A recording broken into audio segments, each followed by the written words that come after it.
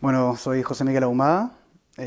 Yo nací en 1984 en Santiago.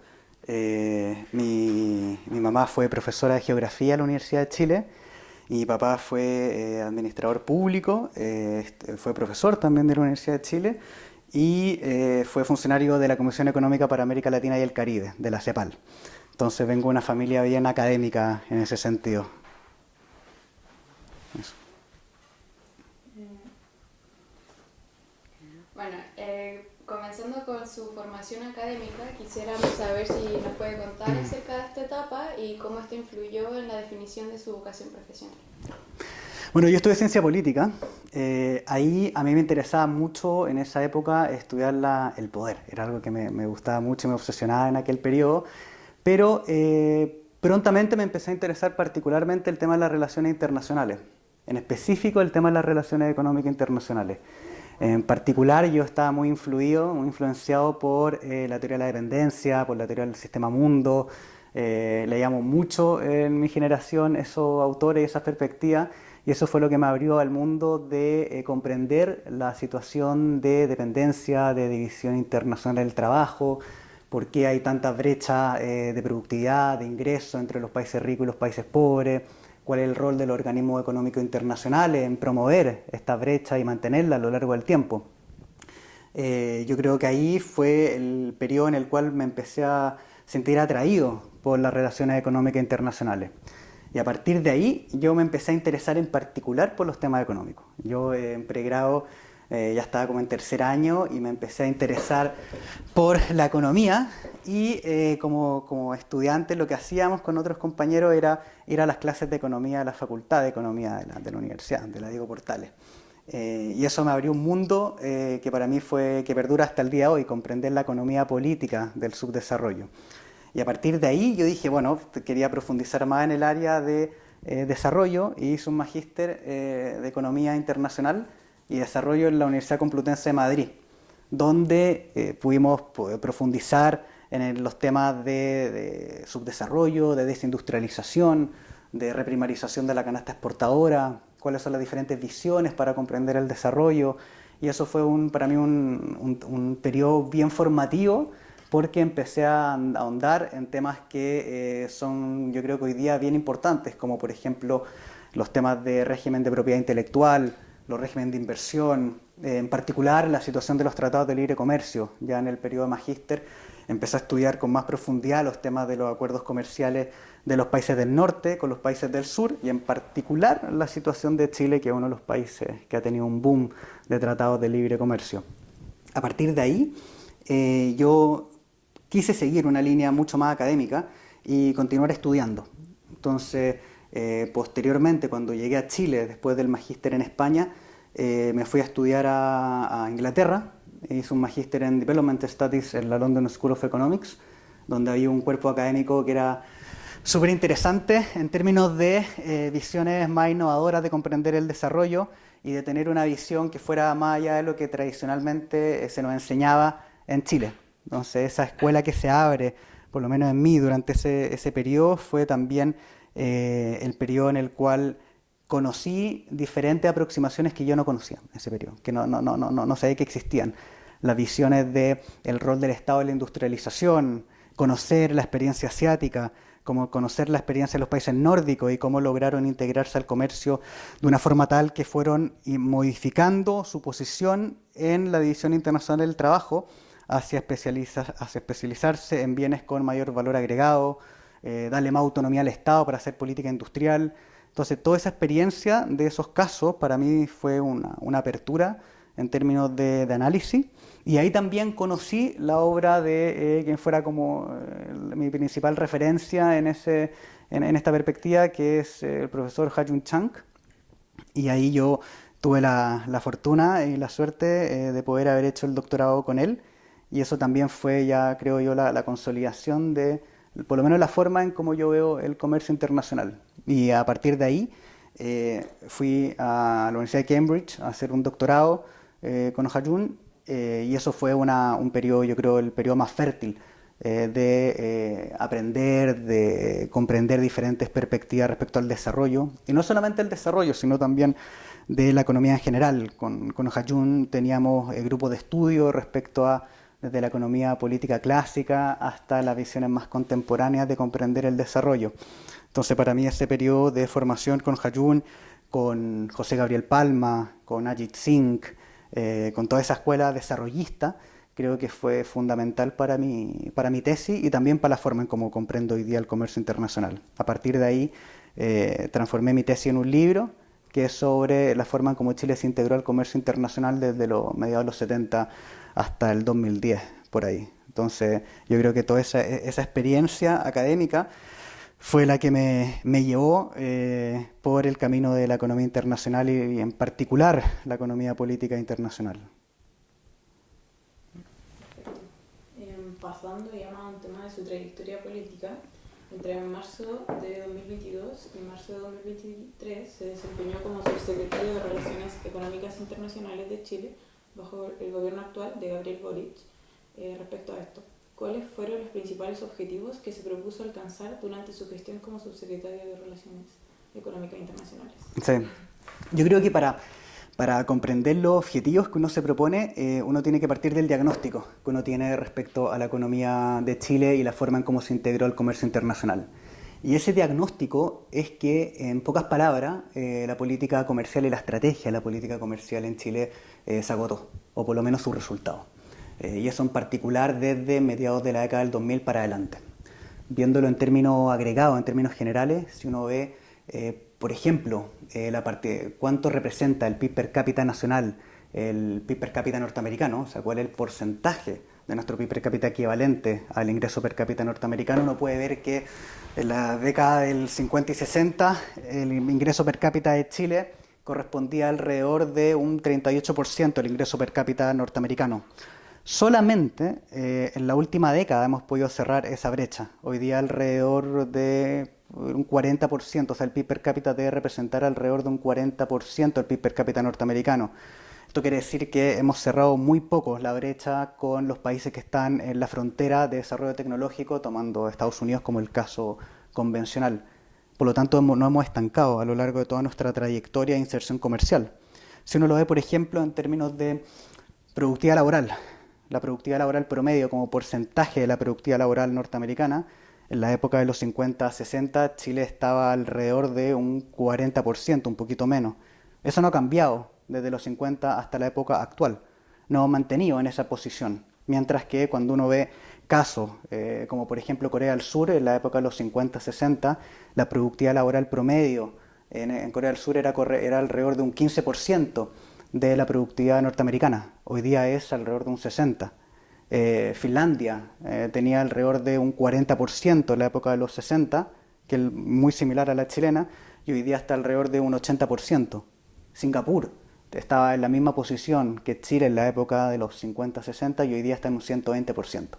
O sea, hay países que han logrado cerrar brechas de productividad en forma consistente a lo largo del tiempo, mientras que Chile se ha estancado durante todo esta última medio siglo, un poco más incluso.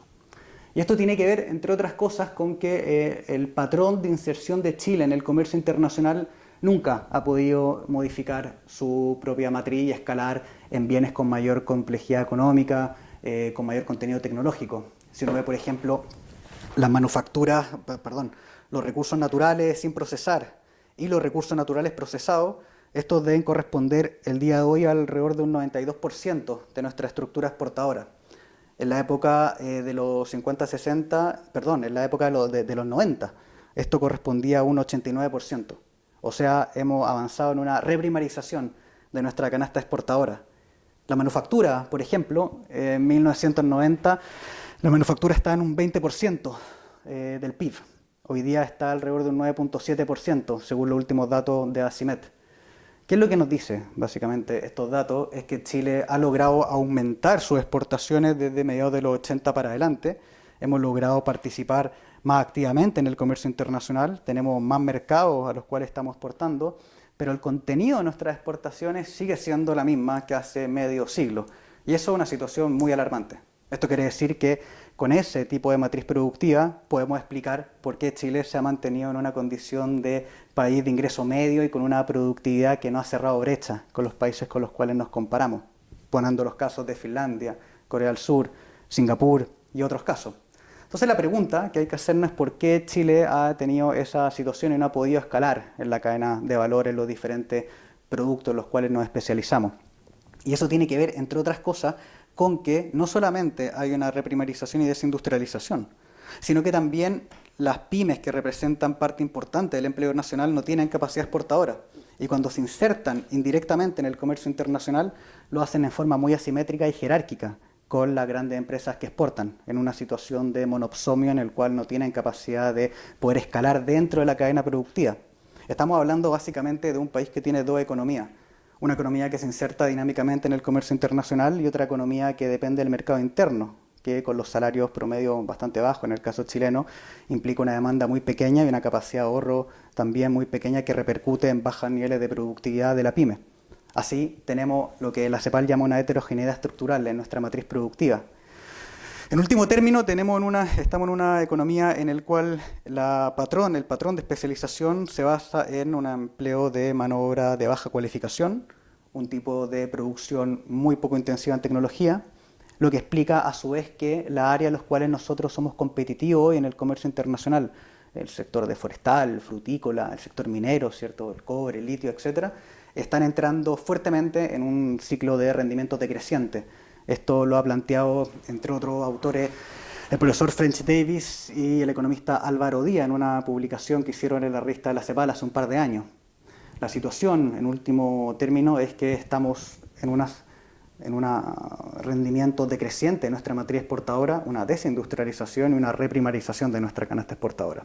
Y eso es particularmente problemático si lo que nosotros queremos es asegurar un nuevo ciclo de crecimiento para nuestro país que pueda garantizar una base material que haga que políticas sociales, que hoy día son urgentemente necesarias, puedan ser sostenibles en el largo plazo y no dependan de los ciclos de los commodities, como fue una de las características de América Latina.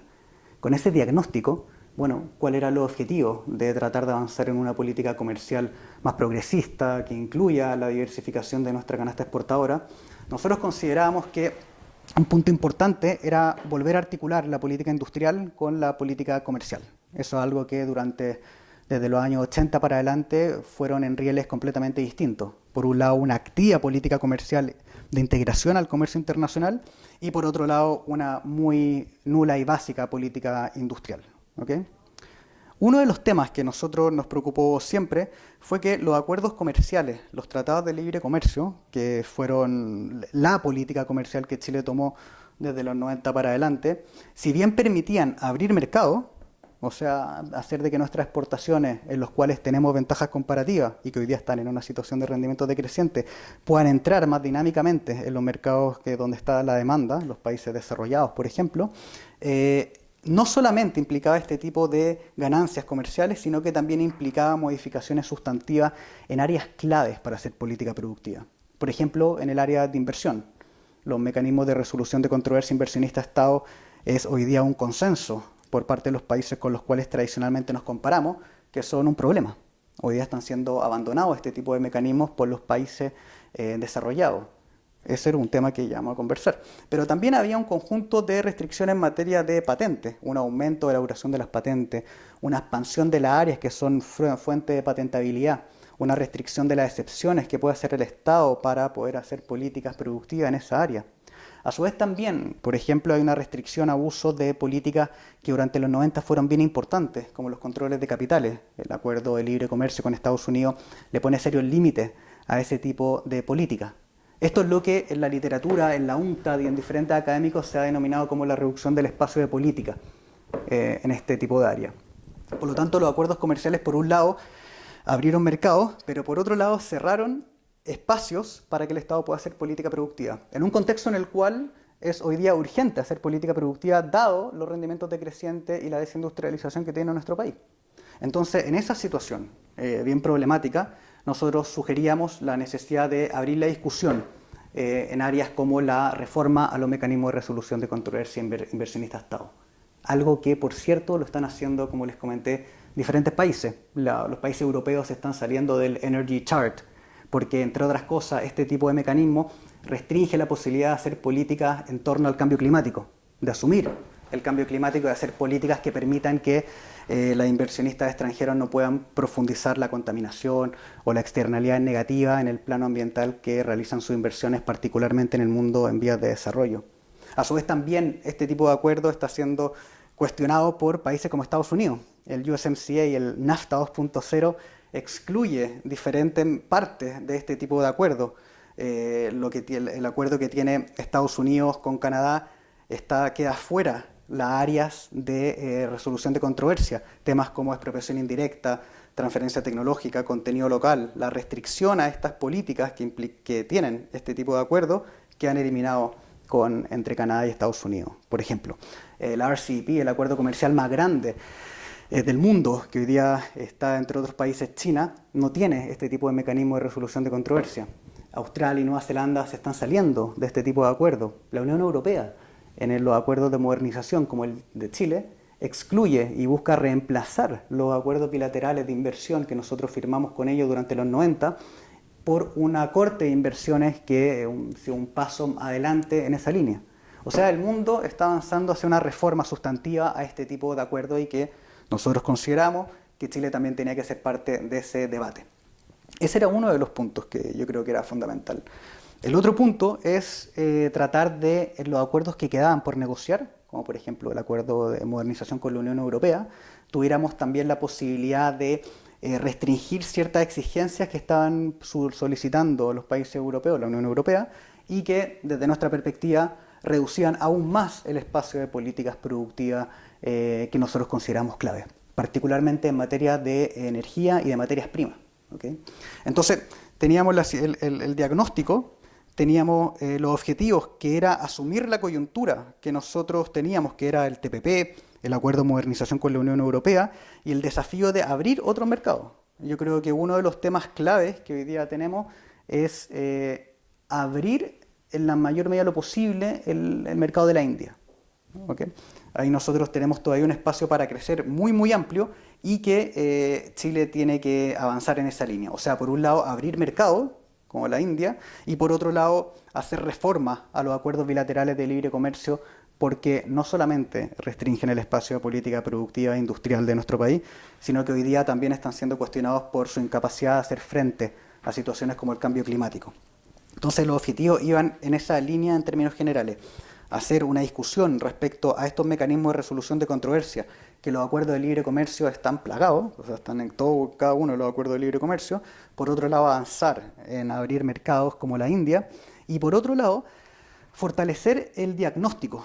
Uno de los temas que yo creo que todavía queda mucho por hacer es avanzar en el diagnóstico respecto a cuál es la situación de nuestra matriz exportadora. Hoy día hay mucho espacio en términos de producir información, producir datos, producir documentos que permitan identificar de mejor manera cuáles son los nichos en los cuales nosotros tenemos potencial productivo. Entonces yo creo que eso era en términos generales la visión o los objetivos que nosotros teníamos por delante.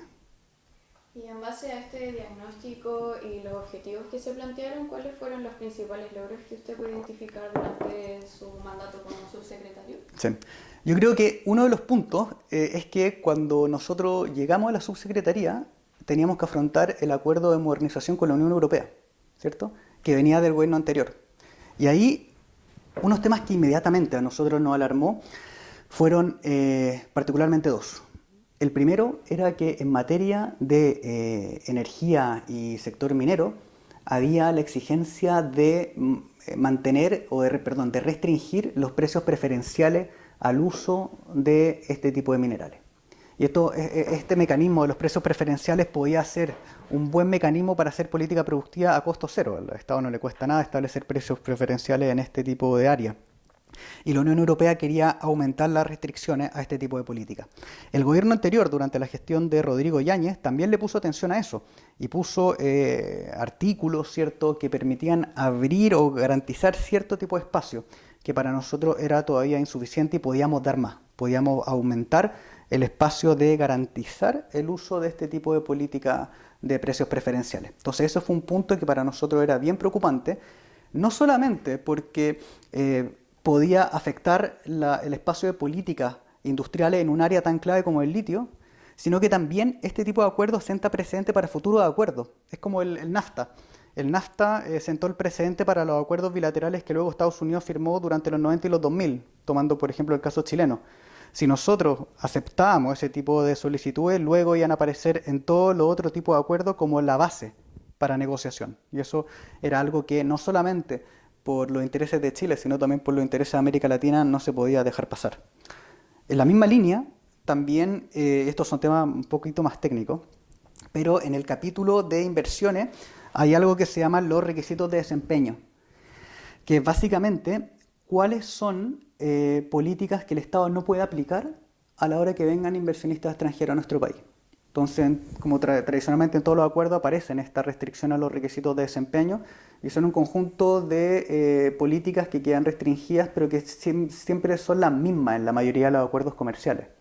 Por ejemplo, no se podía exigir transferencia tecnológica, no se podía exigir contenido local en la producción, ¿cierto? No se podía relacionar las importaciones con las exportaciones, y así un conjunto de restricciones. El problema que tenía el acuerdo de modernización con la Unión Europea es que incluía nuevos elementos. O sea, no contento con mantener la lista de restricciones que tienen los acuerdos anteriores, incluido el que teníamos con la Unión Europea, se le agregan unas nuevas restricciones. Por ejemplo, impedir que nosotros pudiéramos condicionar la entrada de inversiones extranjeras a invertir en I+D en nuestro territorio local, en nuestro tejido productivo local. Y para nosotros eso era una línea roja. No podíamos aceptar eso. No, insisto, no solamente por el interés nacional, sino también porque iba a sentar un mal precedente para futuras negociaciones de nuestros vecinos latinoamericanos con la Unión Europea y con otro tipo de acuerdos. Por lo tanto, en el área del acuerdo de modernización con la Unión Europea, estos dos puntos eran particularmente importantes y que nosotros no estábamos dispuestos a aceptar tal como se estaba sugiriendo por parte de la Unión Europea. A su vez también, nosotros teníamos el asunto de las vacunas. El tema del COVID, digamos, se mantenía.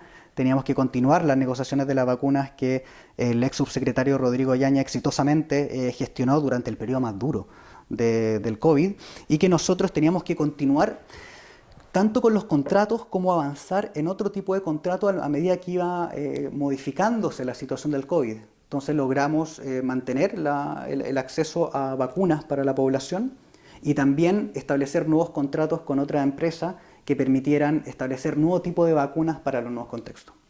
Luego vino la viruela del mono, ¿no? Ese contexto que apareció en una coyuntura, y nosotros tuvimos que también negociar y buscar medicamentos, vacunas para ese virus, ¿no? Y lo que nosotros establecimos fue un rápido articulación con los consulados, con la embajada, para poder acceder a estas vacunas. Y había muy pocas disponibles, había solamente alrededor de una empresa que estaba produciendo y ya estaba vendiendo a Estados Unidos, la Unión Europea, y lo que nosotros pudimos, y fuimos el primer país en América Latina, fue poder garantizar para el territorio chileno, para la población chilena, acceder a este tipo de vacunas. Entonces ese yo creo que fue un segundo punto que para nosotros fue bien importante. El tercer punto fue el acuerdo del CPTPP. Y eso era un punto que venía desde los gobiernos anteriores, que se había estancado en el Parlamento, y que, por supuesto, tocó a este gobierno tratar de ver cómo se podía afrontar el acuerdo del famoso CPTPP.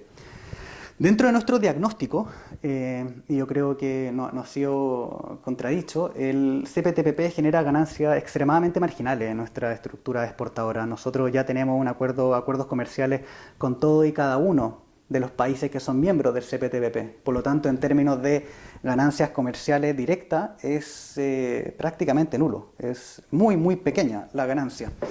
Y en este tipo de discusión, ustedes, digamos, como estudiantes en estudios internacionales también saben, hay mucho fake news. Hay mucha invención de información, ¿cierto? Hay mucha discusión que sobredimensiona los impactos que puede tener, en este caso, el CPTPP sobre la economía nacional. Yo me acuerdo que en un momento el diario Financiero saca un estudio, un entre comillas estudio, de la fundación, el think tank horizontal que tiene Ignacio Briones, el señor Briones, que decía que el 2019 las exportaciones de Chile cayeron un 36% al bloque CPTPP. 36%. No se imaginan lo alto que es eso. Pero cuando uno va a los datos y se queda más allá del titular, se da cuenta que Chile, las exportaciones del 2019 no cayeron un 36%, no cayeron un 20%, no cayeron un 10%, cayeron un 3,9%. Y ese dato fue algo que nosotros también lo planteamos, vean el paso de un 36% a un 3,9%, y eso era parte de un conjunto de información falsa respecto al debate sobre el CPTPP, y muchos otros más, por supuesto. Ese era el caso, yo creo, más prístino de lo que yo he utilizado en clases como fake news. Y sin embargo, el acuerdo del CPTPP, como les comenté, no solamente no amplía mercados a los que nosotros ya tenemos, sino que también mantiene acuerdos o mecanismos de resolución de controversias que hoy día son abandonados por los países, insisto, con los cuales nosotros tradicionalmente nos comparamos. O sea, genera ganancias nulas en términos comerciales y mantiene y consolida un tipo de resolución de controversias que hoy día está, que no solamente es añejo, sino que es contraproducente para el nuevo escenario internacional en el cual nosotros hoy día nos movemos, de un aumento del proteccionismo del mundo desarrollado, de una crisis climática y de una urgente necesidad de nuestros países por reindustrializarse y tratar de escalar en la cadena de valor de los productos de los cuales nosotros hoy día somos competitivos. Entonces, ese acuerdo del CPTPP tenía un conjunto de problemas en esa área en particular. ¿Okay? Y lo que nosotros planteamos era un punto medio. Era, si es que nosotros consideramos que el principal problema era los mecanismos de resolución de controversia y considerábamos que la ganancia comercial era prácticamente nula, bueno, había que establecer algún tipo de mecanismo que reformara este tipo de mecanismo de resolución de controversia, o que por lo menos no le afectara a nuestro país. Y nosotros avanzamos ahí en la estrategia de los side letters, que es algo que lo había iniciado Nueva Zelanda cuando estaba en la discusión en el CPTPP, y que lo que implicaba era que, supongamos que nosotros aquí somos el CPTPP, tenemos el acuerdo, nos comprometemos con los mecanismos de resolución de controversia, y yo contigo llego a un acuerdo. Y te digo, las relaciones de inversión entre nosotros no va a estar regida por este capítulo del CPTPP. Y después yo hago lo mismo acuerdo contigo, y el resultado final sería que, en el mejor de los casos, parte importante de los países, o Chile, quedaría excluido este capítulo en parte importante de los países. En ese debate nosotros conseguimos el side letter con Nueva Zelanda, conseguimos un side letter con Malasia, conseguimos el compromiso de que México, digamos, otro país, ¿cierto?, elimináramos el acuerdo de resolución de controversia en el Tratado de Libre Comercio. Conseguimos un compromiso de Colombia, que también se excluyera las relaciones bilaterales, se excluyera este tipo de mecanismo, y con Australia y Canadá logramos un compromiso en el cual íbamos a rediscutir el Tratado de Libre Comercio, en particular en el área de resolución de controversia inversionista-Estado. ¿Okay? Y logramos otro tipo de acuerdo que espero que sean también anunciadas próximamente. Entonces yo creo que el resultado fue en esa línea, fue tratar de defender, por decirlo en términos de ciencia política, la soberanía económica de nuestro país. La soberanía económica no solamente para Chile, sino también como una señal que hoy día Chile y América Latina está en una posición diferente en términos de negociación. Piensen, por ejemplo, en el litio. Chile hoy día tiene un poder de mercado impresionante sobre el litio. Al igual que Argentina, ¿cierto? Bolivia, somos el triángulo del litio y tenemos parte clave de la oferta de litio. Eso le da a Chile y a nuestros países vecinos un poder de mercado y de negociación impresionante, que yo creo que es urgente que se aproveche para mejorar los términos de negociación con las empresas que vengan a invertir en nuestro país. No aprovechar eso es económica y políticamente ingenuo, creo yo. Entonces ese es un desafío que yo creo que queda por delante, cómo poder aprovechar el poder de mercado que nosotros tenemos del litio para poder mejorar las negociaciones y avanzar a que las inversiones extranjeras puedan, por ley, por norma, transferir tecnología y contratar una fuerza laboral en parte alta de la cadena de valor para así iniciar un aprendizaje tecnológico de nuestro país en aquellas dimensiones. Bueno, usted nos comentaba el problema, digamos, que tenía el acuerdo del CPTPP. Respecto a esto mismo, ¿cuál considera usted que era la mejor forma de superar este impasse? ¿Si era la side letter o otra? Habían varias posiciones y yo creo que yo en este sentido siempre he buscado el punto medio en las discusiones en torno a esto porque cada sector tiene una parte de la verdad, ¿no? Como se dice. Y yo creo que la side letter era la estrategia más indicada para poder asumir diferentes posiciones. Una que quería votar el TPP, otra que quería ratificarlo sin más, y un punto medio que era aprovechar esa coyuntura para poder instalar el tema en la discusión, para poder ganar espacio en la soberanía económica sin la necesidad de abandonar completamente el CPTPP. Entonces yo creo que si bien no haber sacado adelante el CPTPP no hubiera generado ningún impacto económico en nuestra estructura exportadora, más bien se hubiera mantenido tal cual está, no hubiera habido ninguna ganancia, no hubiera habido ninguna pérdida, perdón, si se hubiera aceptado el CPTPP, si se hubiera votado el CPTPP, dada la coyuntura política y el escenario político en el cual se estaba, un punto medio en este tipo de cosas era la estrategia de side letter que permitiría de nuevo que Chile pueda garantizar su autonomía en materia de políticas productivas en áreas tan claves como la regulación de la inversión extranjera directa. En noviembre de 2022, en una entrevista para el Diario Financiero, menciona la necesidad de nuestro país de instalar el tema de mecanismos de solución de controversias en los foros en los que Chile participa. ¿A qué responde esta iniciativa? Bueno, como te decía, yo creo que los mecanismos de resolución de controversia hoy día están siendo abandonados por los países desarrollados. El 2015, por ejemplo, en la Unión Europea se dio una discusión ciudadana respecto a la política comercial de la Unión Europea y una de las conclusiones fue que este tipo de mecanismos, los ISDS, los mecanismos de resolución de controversia, eran añejos y eran completamente pro empresa y no pro Estado ni pro sociedad civil. Y eso lo planteó la Unión Europea y fue por eso que la Unión Europea modificó su oferta en términos de solución de controversia y avanzó hacia una corte de inversiones, en los cuales, por lo menos en la forma de gestión, era completamente diferente y de hecho, como les comenté, sustituye a los acuerdos bilaterales de inversión que nosotros teníamos en el caso chileno con la Unión Europea. Como les comentaba también, Estados Unidos ha establecido una fuerte discusión respecto a esto. El gobierno de Biden ha sido muy crítico. Hillary Clinton ha dicho que iba a sustituir los mecanismos de resolución de controversia. Elizabeth Warren, la parlamentaria de Estados Unidos, que fue una de las precandidatas a la presidencia, también dijo que iba a abandonar este tipo de mecanismos. China tampoco está firmando acuerdos con este tipo de mecanismos. Entonces esto es casi como en teoría evolutiva, es un tipo de orden institucional que está siendo abandonado y que se tiene que reemplazar por algún tipo de mecanismo alternativo. Y en esa alternativa, en qué es lo que viene después, dentro de las cosas que nosotros habíamos sugerido y estábamos avanzando, era que lo ideal sería que la solución de controversia y este tipo de tribunales quede en América Latina y no quede fuera de América Latina.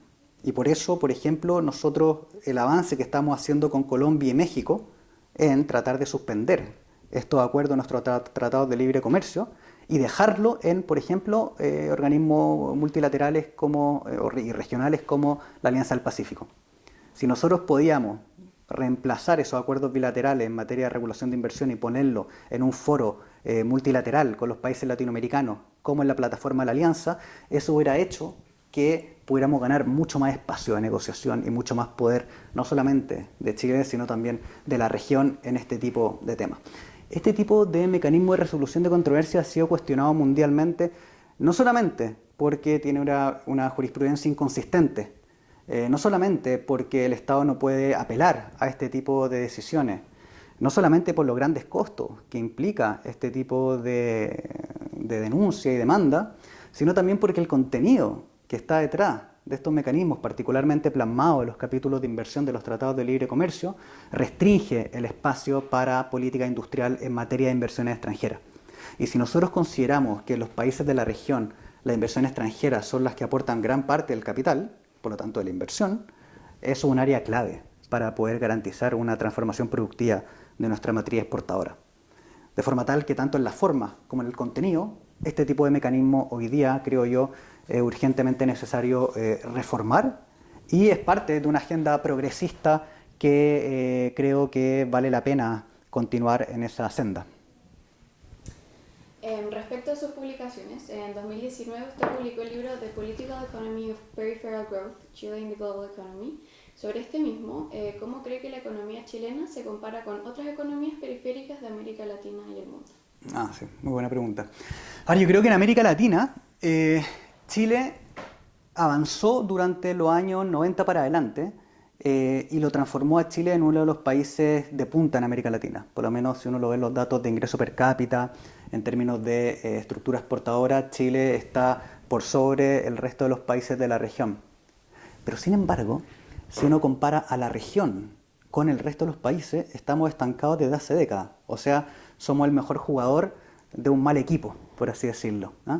No hemos salido, no hemos logrado superar el tipo de crecimiento que es característico de América Latina. Esto es un tipo de crecimiento anclado en una estructura exportadora con bajo contenido tecnológico, con una estructura de demanda internacional que va a la baja, lo que la CEPAL llama una ineficiencia keynesiana. A su vez también la estructura exportadora chilena se caracteriza, como les comenté, por una profunda heterogeneidad estructural en su matriz productiva. Solamente las grandes empresas tienen capacidad exportadora, la pyme alrededor de un 0.3% exporta. Y estos grandes grupos económicos, entre que están desanclados del resto del tejido productivo, funcionan como economías de enclave en el sector, por ejemplo, minero, y cuando están articulados con proveedores locales, se mantiene una asimetría que no permite que estos proveedores locales, pyme en su mayoría, pueda escalar, sino que los tienen articulados en una situación de monopsomio y de una asimetría en términos de negociación que creo yo impide que estas pymes puedan transformarse en competidores globales o salir a exportar bienes con mayor contenido tecnológico. En sentido alguno eso está sucediendo hoy día. Quizás en alguna área de provisión de servicios, pero las exportaciones de servicios en Chile siguen siendo tradicionales. Los servicios más avanzados corresponden hoy día alrededor de un 20%, un poco menos, ¿eh? Entonces, por un lado, Chile tiene una estructura exportadora similar al resto del Cono Sur. Por otro lado, tenemos una profunda brecha en términos productivos dentro de nuestro país. Por otro lado, también sufrimos de la misma desindustrialización que sucede en el resto de América Latina. Y a su vez también esto repercute en una profunda desigualdad de ingreso y de riqueza entre la población. La heterogeneidad estructural repercute en una profunda desigualdad de ingresos a nivel interpersonal. Así, por lo tanto, tenemos una economía que funciona como un círculo vicioso. Las empresas transnacionales, ¿cierto?, invierten en áreas de extracción de minerales y recursos naturales, acumulando renta extractiva. A su vez también invierten en el mercado nacional, en sectores financieros, acumulando renta financiera. Los grupos económicos nacionales invierten en áreas monopólicas, aprovechan su posición monopólica en el comercio nacional y aprovechan la exportación de recursos naturales con muy bajo nivel de procesamiento para insertarse en el mercado internacional. Los dos principales actores que explican la inversión en Chile carecen de intereses en pos de transformar la estructura productiva. Y eso es una realidad desde los años 90 para adelante. En ese sentido, y eso repercute, como les comentaba, en una heterogeneidad estructural, ¿cierto? Eso repercute en un tipo de crecimiento que no puede salir de esta trayectoria y que nos permite también explicar por qué Chile no ha podido cerrar brecha en términos de productividad y de ingreso per cápita con las regiones con las cuales tradicionalmente nos comparamos. Eso viene también de la mano de, creo yo, para que vean que esto no es solamente análisis estructural y económico, sino también análisis político, de una ideología liberal decimonónica, en los cuales cualquier tipo de intervención del Estado se ve inmediatamente como un paso a una estatización general de la economía y pone el debate a tal extremo que cualquier tipo de salida o de modificación pasa a ser en cierta medida neutralizada como un exceso de estatismo, ¿eh? Entonces yo creo que por un lado el componente estructural, por otro lado el componente ideológico y por otro lado el componente comunicacional de fake news, por ejemplo, creo que le pone serios límites a la hora de pensar una estrategia que logre quebrar ese círculo vicioso de crecimiento de carácter periférico que nosotros tenemos hoy día. Si uno lo compara eso con países que durante mediados del siglo XX estaban en una situación similar a la nuestra, por ejemplo Corea del Sur, Finlandia, Noruega, Suecia, uno se va a encontrar que estos países tomaron una estrategia completamente diferente a la que nosotros tenemos. Por ejemplo, en el caso finés, ellos después de la década de los 60, 70 hicieron una modificación radical en su estructura de inserción comercial, establecieron la educación pública gratuita y de calidad, que le permitió generar el capital humano con mayor componente de cualificación para nuevos sectores industriales que empezaron a emerger tanto en el sector forestal, que empezaron a generar encadenamientos productivos, por ejemplo, con la producción de bienes de capital para la explotación forestal, tanto en el sector de bienes más dinámicos tecnológicamente, como el apoyo que recibió Nokia por parte del Estado para que Nokia pasara de ser una empresa forestal a lo que posteriormente fue una gran empresa de producción de celulares, ¿cierto? En esa área, en la cual ha sido mundialmente conocido, y a su vez estableció un consenso político en pos de la transformación productiva. La forma en que Finlandia sale de la crisis de los 90, cuando cae la Unión Soviética y se le corta un mercado fundamental, no fue a partir de las políticas de austeridad y de privatizaciones, se mantuvo parte importante del estado de bienestar, sino a partir de hacer una modificación de su estructura exportadora hacia la inversión en I+D y hacia el fortalecimiento de estos nuevos sectores de telefonía como Nokia.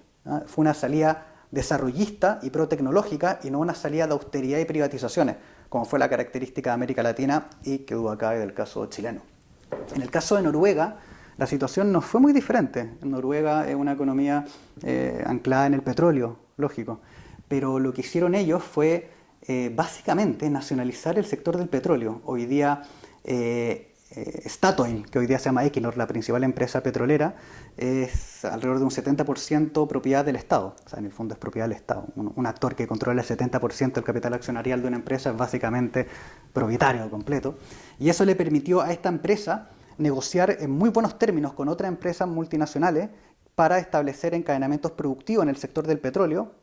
A su vez también, como no estaba amarrado a acuerdos comerciales en aquella época, le permitió exigir en los contratos con los inversionistas transferencia tecnológica y solicitar contenido local en la producción de la infraestructura para el petróleo, y eso le generó una matriz tecnológica tal que hoy día en Noruega no es solamente una típica economía petrolera, sino una economía muy compleja en términos tecnológicos y que ha logrado cerrar brecha con el resto de los países desarrollados y que tiene un nivel de vida de la población bastante positivo. O sea, logró unir armónicamente las políticas sociales de un estado de bienestar con políticas industriales que permitía garantizar un régimen económico complejo que generaba un tipo de crecimiento sostenido en el tiempo que hacía de base material para este estado de bienestar. Y este estado de bienestar, a su vez, proveía una fuerza laboral cualificada para esta nueva estructura productiva. Y se generó un círculo virtuoso, por así decirlo, en comparación con el círculo vicioso de la economía nacional. Entonces, el caso de Corea del Sur es aún más dramático en términos de la modificación de la estructura exportadora y el rol clave que tuvo el Estado en garantizar un banco del desarrollo, en garantizar transferencia tecnológica, en tener empresas nacionales clave en áreas sustantivas del régimen económico como la industria del acero, en el caso de POSCO y Corea del Sur en la segunda mitad del siglo XX. Entonces son estrategias de inserción muy diferentes. En el caso chileno ha habido un crecimiento que se puede expresar de la siguiente forma, ¿cierto? Tenemos la doctrina del shock del 75, ¿cierto? Del neoliberal. Después se empezó a recuperar lentamente la economía hasta el 82, la crisis del 82, ¿cierto? Se empezó a recuperar ya el 85 lentamente, y el 90 tenemos un boom económico de crecimiento alrededor del 7% que duró entre el 90 y el 98, ¿ok? Después Chile le afecta la crisis asiática que nos dio una media década perdida en términos de crecimiento económico, para luego tener un boom económico temporal a partir del boom de los commodities. Terminado ese boom, Chile volvió a tener un ciclo de casi media década de un crecimiento bastante bajo, unido a una caída de la productividad que viene ya precisamente de fines de los años 90. Entonces ha sido un tipo de crecimiento muy característico de los países latinoamericanos y de las economías periféricas. Periodos de boom, estancamiento. Periodos de boom, estancamiento. Mientras que en los casos asiáticos, en los casos nórdicos, por ejemplo, tenemos un tipo de crecimiento sostenido de la mano de una transformación productiva, que de nuevo hace de base material para poder establecer un sólido estado de bienestar. Entonces yo creo que eso nos permite un poco identificar las diferentes características de la economía nacional en comparación con la región, pero también en comparación con países que hace no mucho tiempo atrás estaban en una situación similar a la chilena. Respecto al papel de las empresas extranjeras en la economía chilena, ¿cómo considera usted que estas han afectado el desarrollo de la economía del país? Yo creo que las inversiones extranjeras son necesarias. Yo creo que es complejo establecer un tipo de crecimiento que excluya la oferta de inversión extranjera. No ha sido, en todo caso, no es una imposibilidad. Corea del Sur durante gran parte de su despegue económico no recibía inversiones extranjeras. Finlandia tenía incluso una ley de los años 40 que impedía la entrada de inversionistas extranjeros en pos de estimular la industria local. Yo creo que fue una estrategia válida y que vale la pena pensarla. Pero en principio, yo creo que dadas las características de la economía chilena, las inversiones extranjeras son necesarias. Pero son necesarias desde dos perspectivas. Una perspectiva estática y una perspectiva dinámica. Una perspectiva estática es de que este tipo de inversiones extranjeras puede aumentar el empleo, no necesariamente, puede aumentar la inversión general de la economía, lógico, y también puede invertir en pos de aumentar la escala de producción de ciertos sectores. Por ejemplo, en el caso del cobre, cuando empiezan a llegar la inversión extranjera masiva en la situación del cobre en los años 90, aumentó la escala de producción del cobre. O sea, aumentó radicalmente, ¿cierto? Estamos exportando mucho más cobre que el periodo anterior. Y eso es una buena noticia en términos de estrictamente económicos, de aumento del crecimiento.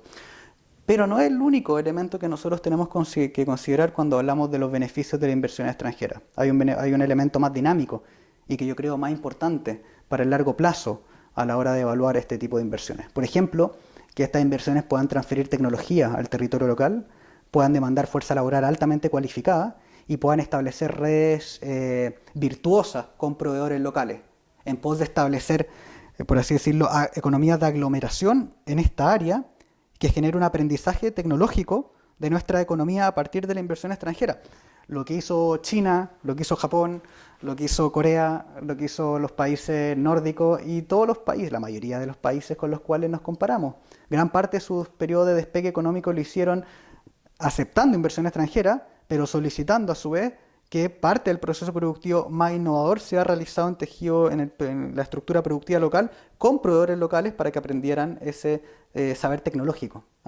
El valor último del crecimiento económico de un país, lo que explica su dinamismo en el largo plazo, como señalaba un economista a principios del siglo XX, Thorstein Veblen, el conocimiento tecnológico heredado de generación en generación, el saber tecnológico. Y eso la inversión extranjera no necesariamente lo garantiza. Y yo creo que en parte importante de nuestra historia económica no lo ha garantizado y bien por el contrario. Eso lo vemos en el caso del sector minero, en el caso de la inversión en la infraestructura local nacional, en la inversión en el sector financiero. Entonces yo creo que por un lado permite aumentar la inversión nacional, aunque no necesariamente, porque muchas de estas inversiones extranjeras son adquisiciones de infraestructura ya existente. No crean nuevas capacidades productivas, sino que compran otra empresa. Entonces esa no crea mayor inversión, sino que más bien es una transferencia de derechos de propiedad. Pero cuando la inversión es una inversión nueva, efectivamente aumenta la dotación productiva de nuestro territorio, pero yo creo que en la minoría de los casos de nuestro país han logrado generar economías de aglomeración o incluir virtuosamente a proveedores locales y ayudar en crear una matriz productiva más dinámica para nuestra economía. Así, por lo tanto, yo creo que es bienvenida, pero tiene que haber una estricta regulación pro desarrollo para estas inversiones, para que este tipo de inversiones no sea una inversión rentista, sino que sea una inversión desarrollista, por así decirlo.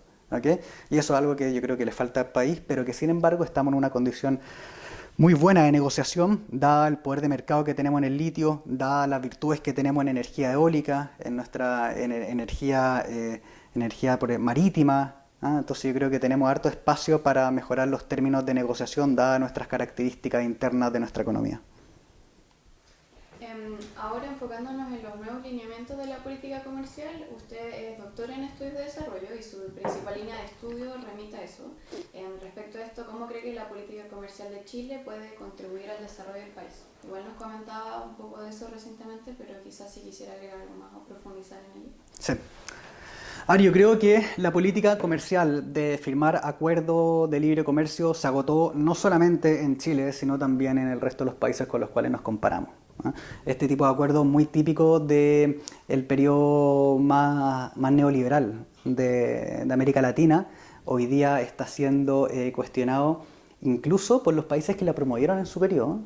Estados Unidos, que fue el gran promotor de este tipo de acuerdos comerciales, hoy día está tomando una política curiosamente de sustitución de importaciones con el Inflation Reduction Act, con el CHIPS Act, solicitando que, por ejemplo, los productores de semiconductores que estaban en China vuelvan a Estados Unidos. O sea, ¿qué más sustitución de importaciones que eso? y hoy día están reformando los acuerdos comerciales precisamente en esa línea. China, el país que ha tenido un mayor dinamismo tecnológico productivo en las últimas décadas, está haciendo una política de inserción comercial que ha logrado vincular armónicamente la política de apertura con políticas industriales, ¿no? Entonces yo creo que aprendiendo de este tipo de experiencia hay que ver cuáles son las brújulas, hacia dónde va la política comercial más desarrollista. No se trata de copiar mecánicamente la experiencia de otros países, pero sí nos señalan qué tipo de horizontes de políticas son positivas para los países. O sea, la historia algo nos enseña. Y yo creo que en ese sentido, un primer paso es vincular la estructura exportadora, articularla con una banca del desarrollo.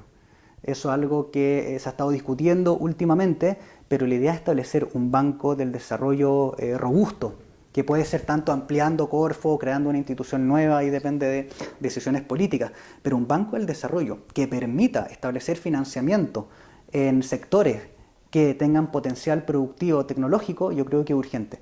Un banco del desarrollo que pueda invertir en infraestructura, por ejemplo en el área de energía eólica, en el área de energía marítima, en el área de litio, es fundamental.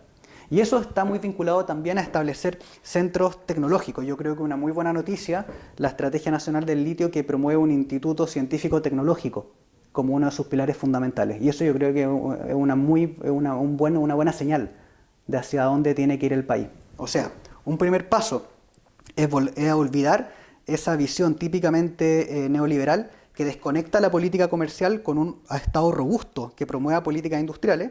Un primer paso es conectar una banca del desarrollo con la estructura exportadora. Un segundo paso, a mi modo de ver, es reformar los acuerdos comerciales. Y eso es una batalla política dura, pero que es, creo yo, urgente. En particular, profundizar la reforma a los mecanismos de resolución de controversia inversionista-Estado y, de la mano de esto, tener un rol activo en la reforma a organismos multilaterales. Yo creo que hoy día la OMC es una institución que no está funcionando desde hace mucho tiempo. Que Estados Unidos tenga bloqueado la OMC en el órgano de apelación es una señal más que la OMC no está dando el ancho. China está tomando políticas que ha generado harto ruido dentro de la OMC, Estados Unidos también, la Unión Europea también está avanzando hacia ello. Entonces creo que el órgano multilateral de comercio que sustituyó al GATT hoy día está prácticamente desahuciado y no ha logrado dar el ancho para asumir desafíos como el cambio climático, ni poder garantizar el cierre de brechas con los países en vías de desarrollo, y no ha estado estableciendo ningún tipo de política sustantiva en eso. Entonces ahí yo creo que Chile, que el resto de América Latina, tiene un desafío fundamental en modificar sustantivamente una organización que hoy por hoy no está generando ningún tipo de reformas que pueda adaptarse al nuevo clima de pospandemia, emergencia climática, crisis climática y profundización de la desigualdad entre los países. Y ahí yo creo que Chile y América Latina tiene un rol clave que jugar en esto como países periféricos del llamado sur global. Entonces tenemos Banco del Desarrollo con la política comercial, tenemos reforma a los TLC, tenemos Chile asumiendo un rol clave en la reforma al sistema multilateral, con otros países, por supuesto, somos un país muy chiquitito, pero me refiero a ser parte de un grupo mayor. Los BRICS puede ser un espacio también de diálogo, ¿no? El grupo del G77, etc.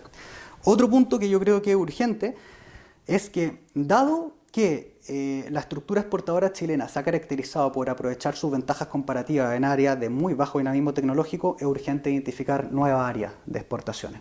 Y ahí yo creo que el litio es un factor clave para poder avanzar hacia una estrategia que nos permita escalar en la cadena de valor de este mineral que hoy día es fundamental para la revolución de la electromovilidad que se está dando a escala internacional. Piensen que la participación de Chile, uno de los países con mayor contenido de litio, en la cadena de valor, por ejemplo, la batería de litio, termina donde comienza la cadena de valor.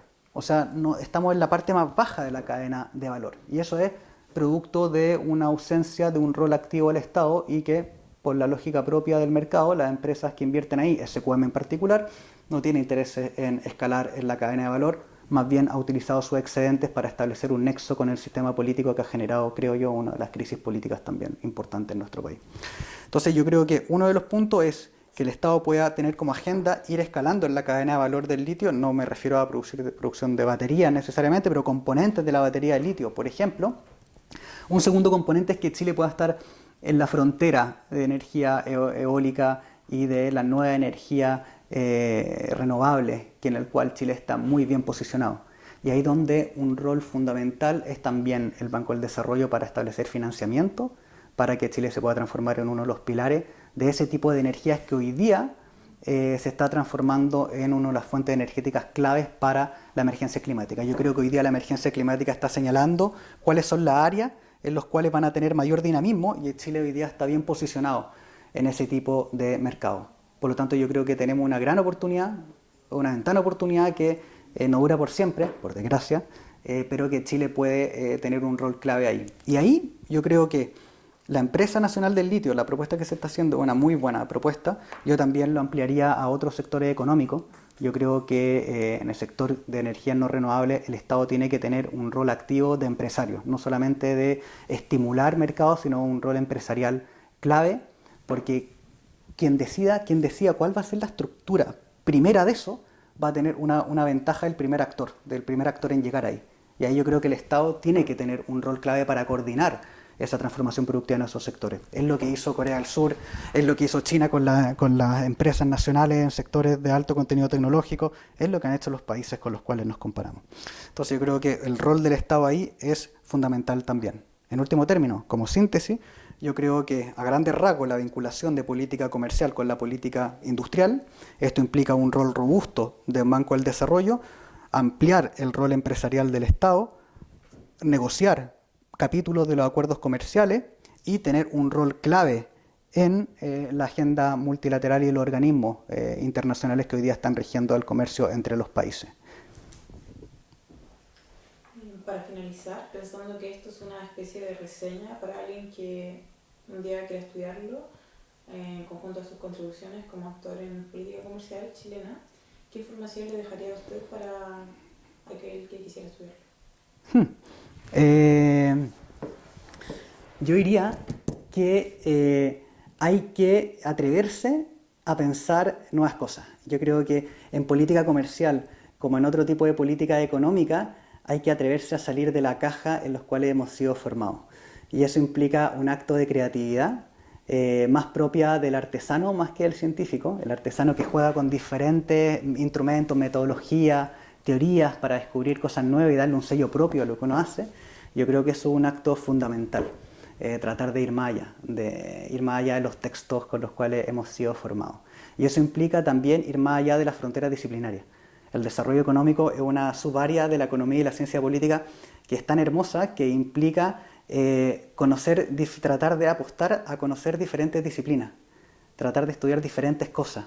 Y yo creo que estudios internacionales tienen esa característica. Y que implica, por lo tanto, un acto de creatividad muy propia de lo que Schumpeter llamaba el empresario, el que establece nuevas combinaciones para descubrir cosas nuevas. Entonces, en ese sentido, yo creo que el mayor desafío que tenemos como los que estudiamos y los estudiantes en general es tratar de pensar con la propia cabeza, ¿no? Mariátegui decía, hay que pensar sin calco ni copia, sino una gesta heroica. Yo creo que eso es lo que más aplica para este tipo de reflexiones sobre el desarrollo productivo nacional.